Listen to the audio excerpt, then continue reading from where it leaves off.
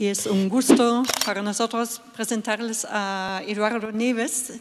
Eduardo ha cambiado la arqueología amazónica por dos cosas o dos temas. Uno es el estudio de la tierra prieta en la Amazonía, que ha cambiado toda la imagen. Y el otro tema es incluir la tradición oral como parte de la arqueología. Entonces, muchas gracias por haber venido.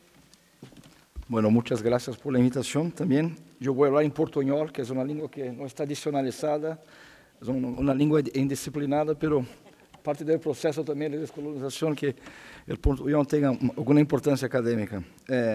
Bueno, tengo algunas ideas, voy a intentar tratarlas un poco más tarde en mi charla, pero algunos puntos que me parecen interesantes para discutir, porque la arqueología ahora pasa por un momento muy interesante, una verdadera revolución, me parece, tecnológica, con el aporte de técnicas analíticas que vienen de otras áreas, pero esto, aunque sea muy interesante y muy importante, nos permite conocer mejor el pasado, también genera, me parece, un montón de problemas que tenemos que enfrentarlos y discutirlos, y gostaria de dividir un poco con ustedes algunas de esas ideas en esta corta presentación.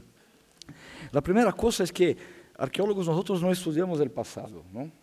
Vivimos en el presente y estudiamos cosas que están en el presente, y tentamos entender aspectos del pasado bajo reflexiones que hacemos en el presente. Entonces es muy difícil separar la perspectiva científica o analítica de las cuestiones políticas que implícita o explícitamente están asociadas con la práctica de la construcción del conocimiento arqueológico.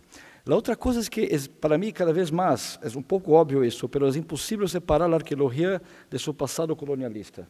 Es una ciencia que surge bajo el proceso de expansión colonial del siglo, fines del XVIII, XIX, el coleccionismo. Los objetos arqueológicos servían como trofeos que la gente traía de todo el mundo. Hay una asociación muy fuerte entre el comienzo de la arqueología y el colonialismo, pero yo creo que hasta hoy esta asociación sigue siendo muy fuerte y es una tarea importante para nosotros arqueólogos, sea acá en Alemania, sea allá en Brasil, en Sudamérica, en otros países de México, de tener en mente este contenido fuerte del colonialismo que tiene hasta hoy la arqueología. Y también saber que la práctica, aunque a nosotros nos encanta hacer arqueología en el campo, a mí me encanta mucho, la propia práctica de la arqueología en el campo tiene un impacto muy fuerte sobre poblaciones que viven en las zonas donde trabajando, que muchas veces no quieren que arqueólogos estén allá, que tienen relaciones distintas con los objetos y que por tanto hay que tener en cuenta también, mucha gente se enoja con la presencia de arqueólogos por toda parte. Es importante que nosotros tengamos esto en consideración. ¿Y por qué? Porque hay que siempre hacer la pregunta, ¿por qué uno hace arqueología?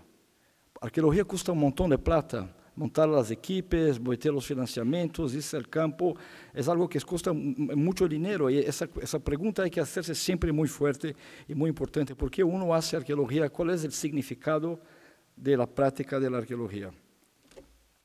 Yo creo entonces en ese sentido, y repetiendo un poco lo que han dicho ya mis colegas hoy temprano, una de las tareas más importantes de la arqueología hoy es hacer un proceso, una discusión constante de descolonización de la disciplina, que tiene que ver con los conceptos, cosas que nosotros naturalizamos, ideas de progreso, de desarrollo, de tiempo, de futuro, de porvenir. Tenemos que desnaturalizar tales conceptos.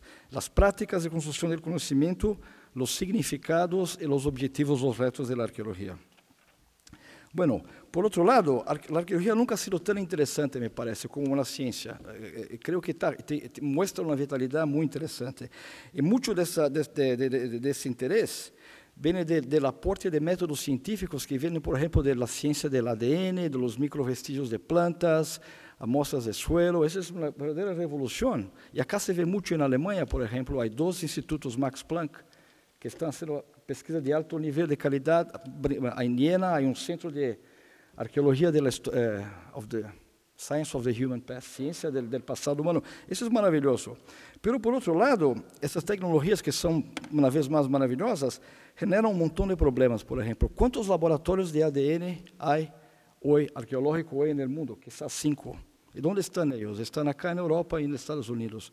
¿Cuánto cuesta hacer esos análisis maravillosos de ADN? Uno ve ahora esos artículos que salen con un montón de autores. Es muy interesante porque hay nuevas informaciones, pero eso puede también reproducir una práctica colonialista, porque el jefe de laboratorio que tiene la máquina, los softwares, el conocimiento de hacer eso, recoge las muestras de todo el mundo. Cada uno de eso en Brasil está generando una pelea fortísima entre los bioarqueólogos que tienen sus colecciones, se están aliando con distintos laboratorios en Harvard, acá en Alemania, y la gente empieza a pelearse, después tiene una parte como coautor en un artículo con un montón de gente. Eso es, aunque sea muy interesante en términos del conocimiento del pasado, reproduce una práctica colonialista de nuevo en la construcción del conocimiento arqueológico. Tenemos que seguir haciendo una arqueología de buena calidad, pero hay que mirarse, hay que enfrentarse a ese problema. Estoy casi listo. Por otro lado, si uno lo suele resolver ese dilema, tenemos un camino que puede ser muy interesante, que es la combinación entre buena teoría social, buena práctica política y métodos analíticos sofisticados. Entonces tengo la ilusión que eventualmente la arqueología va a encontrar un camino que combine la buena teoría social, la buena práctica política y el empleo de esos métodos analíticos recientes que son tan interesantes. Y vuelvo a mi cuestión inicial, ¿por qué uno hace arqueología? Yo creo que uno hace arqueología para contar historias de colectivos sociales que fueron silenciados, que no dejaron registros de su propia historia, que tuvieron su historia silenciada. Y eso es algo muy interesante, porque nos permite hablar no solo de cosas del pasado remoto, pero aunque también de la arqueología del tiempo reciente. Eso nos liberta un poco la arqueología de estar presa solamente del pasado, pero también hablar de colectivos, poblaciones del presente o del pasado reciente. Entonces, se presenta una perspectiva que me parece muy interesante. En otras palabras, ayudar a construir la historia de los pueblos sin historia, parafraseando la frase famosa de Eric Wolf, "The People Without History". Y si la arqueología hace eso, se pueden denaturalizar esos conceptos, esas narrativas que uno acepta como si fueran naturales, si uno puede hacer una crítica poderosa de concepciones sobre el pasado y sobre vivir en el presente, creo que uno encuentra una razón muy importante para seguir hacerla. Entonces creo que son desafíos que tenemos, hay que resolvérselos. Las prácticas coloniales siempre vuelven de una manera insidiosa, pero por otro lado las posibilidades analíticas de hacer una crítica interesante me parecen muy positivas. Muchas gracias.